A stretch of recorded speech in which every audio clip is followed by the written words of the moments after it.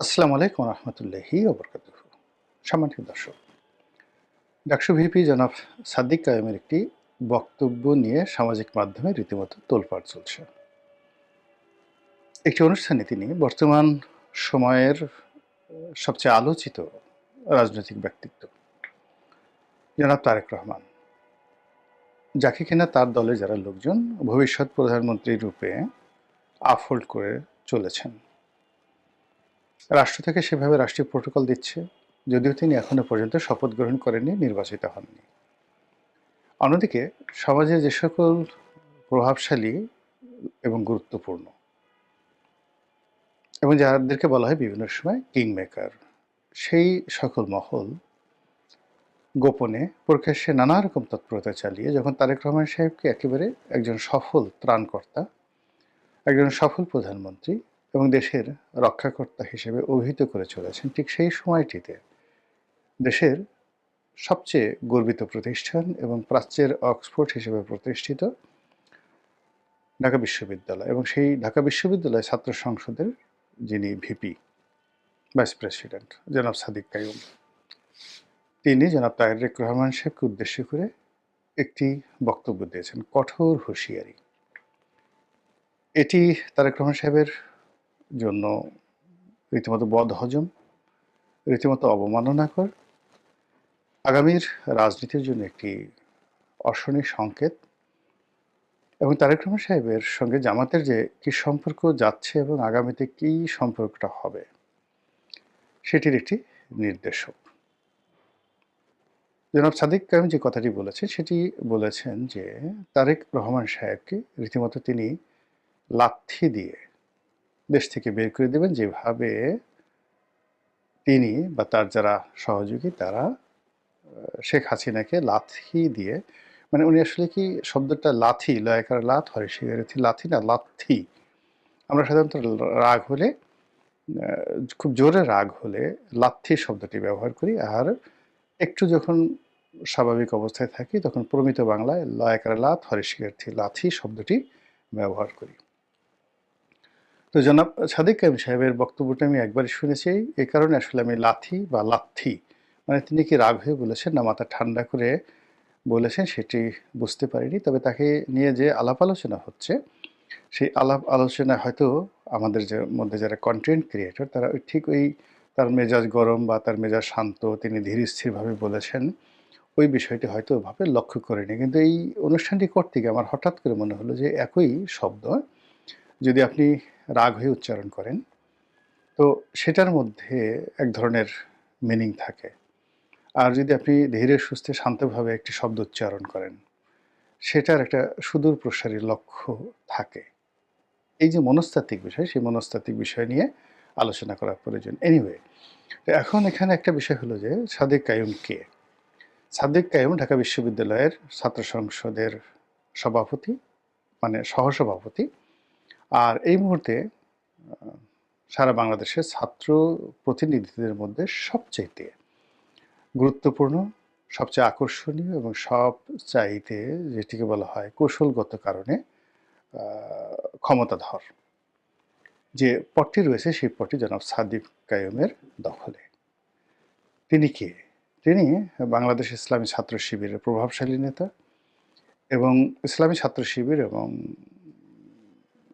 জামায়াতে ইসলামী, তারা যে গুপ্ত রাজনীতিতে সর্বকালের সফল, নিজেদের বেশ এবং বাস এবং ভূষা, বেশভূষা এগুলো পরিবর্তন করে তারা তাদের সবচেয়েতে জানি দুশ্মন, জীবন মরণের দুশ্মন আওয়ামী লীগ, ছাত্রলীগ, তাদের মধ্যে যেভাবে মিশেছিলেন, কাঁধে কাঁধ মিলিয়ে তারা যেভাবে মিশেছিলেন, এই মিশে থাকার যে ইতিহাস, সেই ইতিহাসের যিনি বরপুত্র তিনি জনাব সাদিক কায়েম।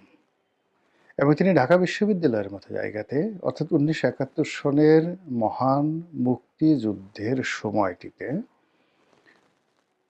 কোনো রণাঙ্গনে, মুক্তিযুদ্ধের রণাঙ্গনে যদি জামাতের কোনো লোক ঘাপটি মেরে মুক্তিযোদ্ধার সেই সুরত ধরে তারা বছরের পর বছর সেই সেনা ক্যাম্পে থাকতেন বা আওয়ামী লীগের সঙ্গে মিলিত থাকতেন। ওটা যতটা না জটিল ছিল তার চাইতে সাদিক কায়েমের ছাত্রলীগের সঙ্গে মিশে থাকা, নীতি নির্ধারণী পর্যায়ে থাকা এবং ছাত্রলীগকে ডমিনেট করা অথবা ছাত্রলীগ দিয়ে কুকর্ম করানো, যে কথাগুলো এখন তাদের বিরুদ্ধে অভিযোগ আসছে যে তারাই ছাত্রলীগের সঙ্গে থেকে ছাত্রলীগ দিয়ে হেলমেট বাহিনী তৈরি করেছে এবং ছাত্রলীগের যত দুর্নাম এবং বদনাম সব এই সাদিক কায়েমদের কারণেই হয়েছে।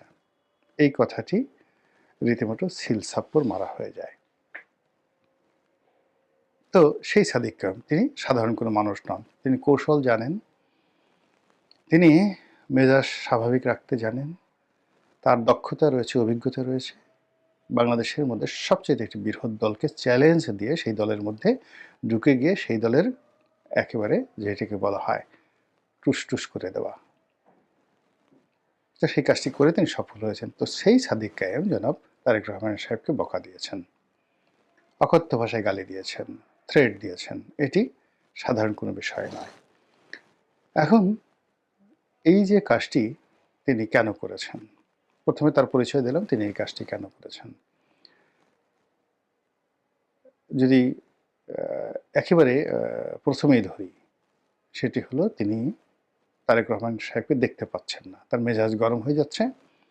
তারেক রহমান সাহেবের আচার আচরণ, চালচলন, কথাবার্তায় তিনি যার পরনাই বিরক্ত, এই জন্য তিনি বলতে পারেন। কিন্তু এই কারণে কি তিনি বলেছেন? সম্ভবত না। কারণ যদি আমাদের সামাজিক অবস্থান ধরেন, সামাজিক অবস্থানে তারেক রহমান সাহেবের অবস্থান, রাজনৈতিক ক্ষেত্রে তার অবস্থান, সাদিক কায়েমের অবস্থান আকাশ পাতাল পার্থক্য।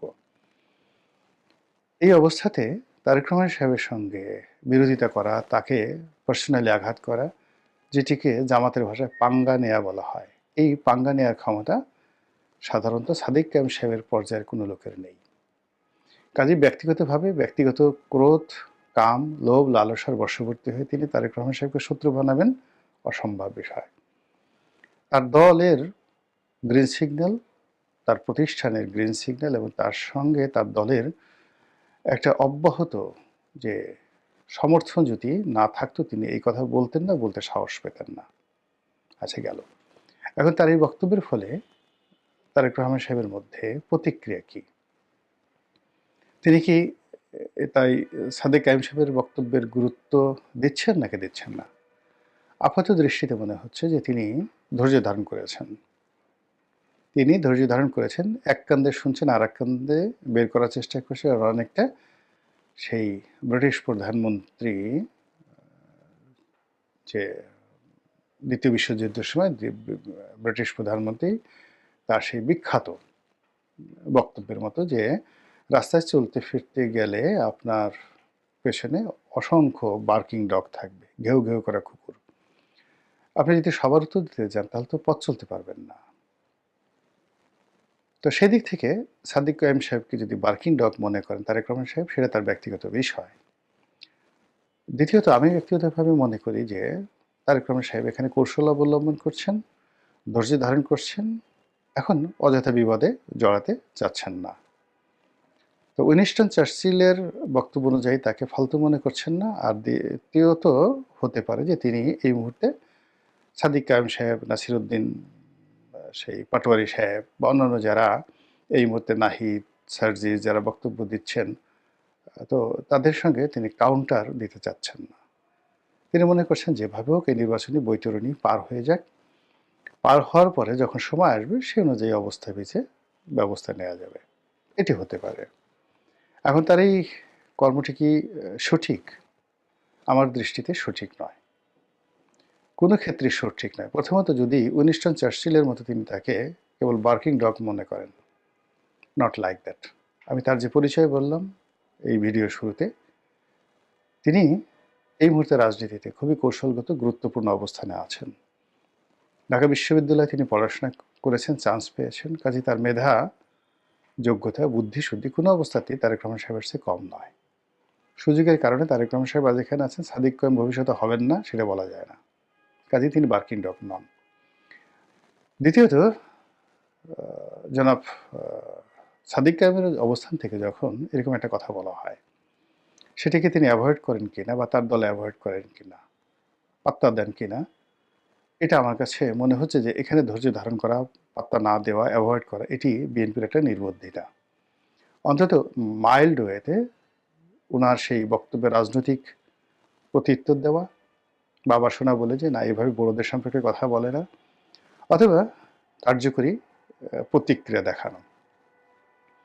আর সেটা যদি না দেখানো হয়, এই যে সাদিক কাবি সাহেব যে বলা শুরু করলেন নির্বাচন আর হয়তো আর 10 দিন আছে, এই 10 দিনের মধ্যে এরকম হাজার হাজার লক্ষ লক্ষ সাদেক কায়ুমের মুখ দিয়ে যখন তারেক রহমান সাহেবের বিরুদ্ধে নানা নেতিবাচক কথা বলা হবে এবং তাকে গুরুত্বহীন বানিয়ে ফেলা হবে, তাকে আবার 1, 2, 3, 4 পর্যায়ে নামানো হবে, আবার তাকে টিনের চালা কাওয়ার পর্যায়ে নামিয়ে নেওয়া হবে, এবং এটা তারেক রহমান সাহেবের জন্য ভীষণ রকম বিপত্তিকর হবে।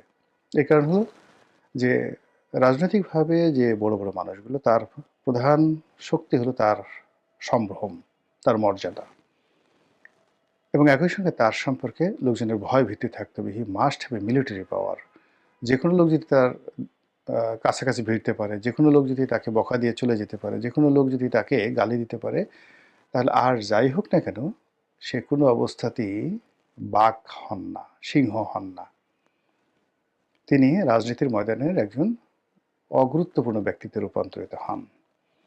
তো সেই ক্ষেত্রে এই যে ধৈর্য ধারণ করা হচ্ছে, ধৈর্য ধারণ করতে করতে যখন 10 মুখে, 100 মুখে, 1000 মুখে, 1 লাখ মুখে, 10 লাখ মুখে তারেক রহমান সাহেবকে অকথ্য ভাষায় গালাগাল করা হবে, তার সম্পর্কে সেই এখন জামাতের বিভিন্ন মঞ্চ থেকে তার যে সকল দুর্নাম বদনাম রয়েছে 2001 থেকে 2006, যেগুলো এখন সেই